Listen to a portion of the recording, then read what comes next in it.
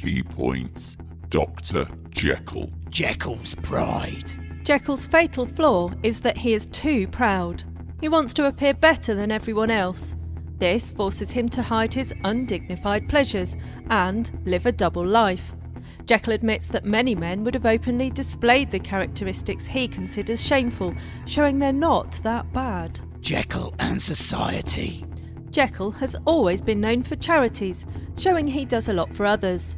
During his 2-month abstinence from Hyde, Jekyll becomes distinguished for religion, showing he's turned to the church for support.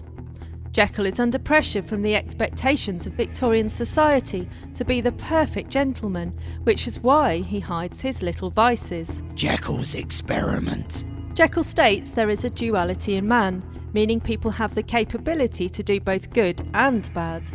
Jekyll finds it unbearable to try and satisfy both his sides, which leads him to look for some way to relieve the curse of mankind by separating the two natures. He discovers that certain chemicals enable a transformation. He comes to believe the process is pointless, as man can never divorce the two sides of his nature, plus he doesn't perfect the process. Jekyll suspects that if his original intentions had been more noble, then he would have made an angel instead of a fiend. Jekyll can't recreate the original potion because its unknown impurities were what made it effective. Jekyll and Hyde. When Jekyll first transforms, he is filled with joy and feels younger, lighter, happier in body.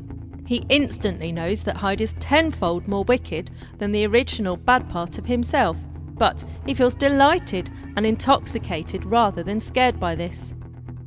When he sees Hyde's ugly face, he's not repulsed by it, he feels a leap of welcome. He initially believes he can control Hyde. Jekyll is sometimes aghast at what Hyde does, but he says the guilt belongs to Hyde, although he does try and undo the evil that Hyde has committed.